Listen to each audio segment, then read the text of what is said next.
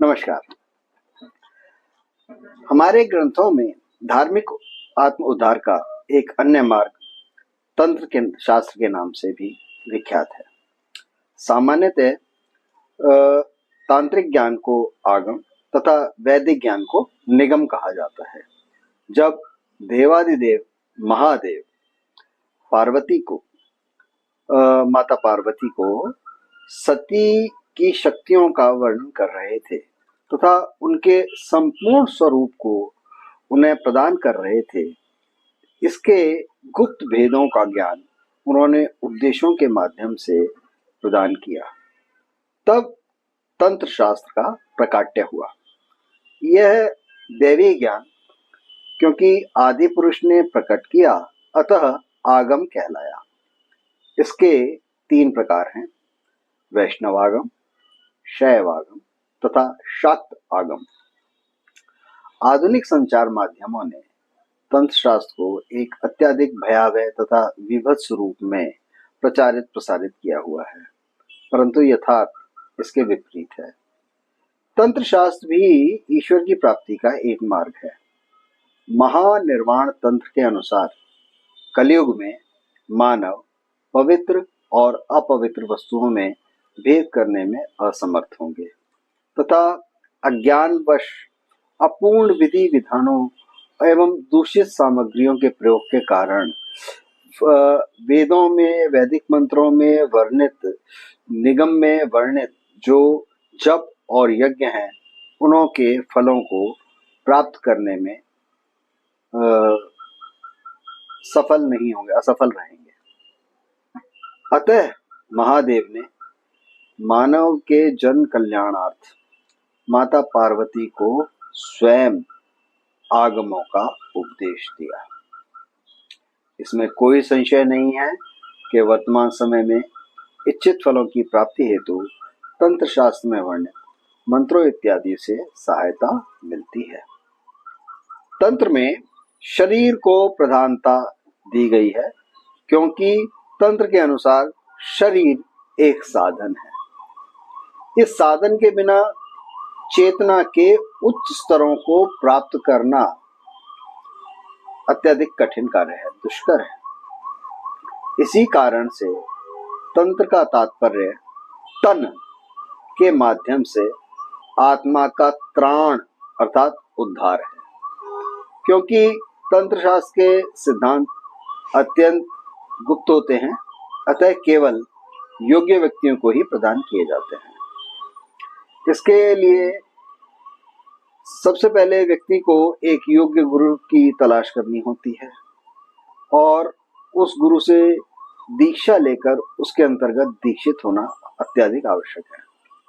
क्योंकि तंत्र प्रमुखतः शरीर के 7 चक्रों में जो हमारी ऊर्जा संचित है, उसके प्रवाह को विभिन्न विधियों द्वारा नियंत्रित करके मनवांछित दिशा में उपयोग करने की एक प्रणाली है। सामान्यतः इसमें 6 क्रियाओं का प्रयोग किया जाता है। सबसे पहले शांतिकरण, अर्थात किसी भी प्रकार के शारीरिक, दैहिक, दैविक, भौतिक उपद्रव को शांत करना। दूसरी है वशीकरण। तीसरी है स्तंभन, अर्थात किसी को रोक देना। चौथी है विद्वेषण, किसी के अंदर आपस में वैर करवाना। उच्चाटन, किसी व्यक्ति का मन चीजों से उदासीन कर देना। तथा सबसे अंत में छठी और सबसे कठिन मारण, अर्थात किसी को मार देना। परंतु इसका मूल उद्देश्य यह नहीं है।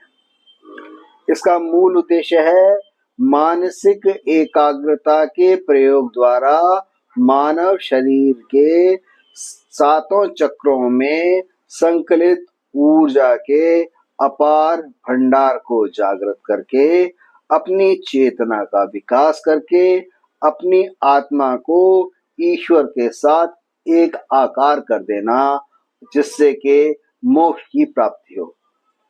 जब व्यक्ति इस मार्ग पर आगे बढ़ता है तो उसे इन 6 प्रकार के कार्यों को करने की सिद्धियां स्वतः ही प्राप्त हो जाती हैं। लेकिन विडंबना ये है कि प्रत्येक मानव जन्म लेते ही माया के वशीभूत भी हो जाता है, और इसकी आवश्यकता भी है, अन्यथा ये सृष्टि का जो चक्र है ना, ये थम जाएगा। इसीलिए श्री कृष्ण ने गीता में कर्म योग का उपदेश दिया। उन्होंने कहा कि मनुष्यों के लिए कार्य करने अति आवश्यक हैं, जिससे कि इस सृष्टि का चक्र गतिमान रूप से चलता रहे। आध्यात्मिक लक्ष्य के प्रति भी हमारे को जागरूक रहना है। अतः कामनाओं से रहित अथवा निर्लिप्त भाव से, यानी जो भी हम काम कर रहे हैं उसमें हम लिप्त ना हो, हम उससे प्रभावित ना हो। जो हम कार्य करेंगे इसे सर्वोत्तम बताया गया है। अब इसको आपको एक सरल उदाहरण से समझाता हूँ। एक तितली, आप तितली को देखिए, वो उड़ती है, एक फूल पे जाके बैठती है, और हर फूल के अंदर एक रस का भंडार होता है। लेकिन ये तितली जो है, इसका पेट ज्यादा बड़ा तो होता नहीं, और ये अगर चाहे तो एक ही फूल से अपना पूरा पेट भर सकती है, लेकिन ना ये सारा रस नहीं लेती, कभी किसी फूल का सारा रस नहीं लेती, ये उससे थोड़ा सा लेती है। उसके बाद अन्य अन्य तितलियों के लिए, अन्य जीवों के लिए इसे छोड़ते हुए उड़ जाती है, दूसरे फूल पर जाके बैठती है, वहां से भी रस का एक अंश ही लेती है। जबकि एक मनुष्य बहुत लोभी है, उसे जहां जो कुछ मिल जाए वो कोशिश ये करता है, उसका प्रयास ये रहता है कि अधिक से अधिक एकत्र कर लूं। निर्लिप्त भाव तितली है कि जितनी आवश्यकता है उतना लेना है, आगे बढ़ना है, फिर लेना है। और मानव को भी इसी प्रकार 5 महाभूत जो हैं हमारे, काम, क्रोध, मद, लोभ और मोह, इनसे अप्रभावित रहना आवश्यक है। निर्लिप्त भाव से कर्मों के द्वारा अपने जो उसको जीवन के कर्तव्य मिले हैं, इनके पालन के अंदर लगे रहना है। गीता के अनुसार यह कर्मयोग का मार्ग है। अभी तंत्र के विषय में बहुत कुछ बताना शेष है, वह मैं अगले संस्करण में आपके सामने प्रस्तुत करूंगा। तब तक के लिए मुझे आज्ञा दीजिए। आपका बहुत बहुत धन्यवाद तथा आभार। नमस्कार।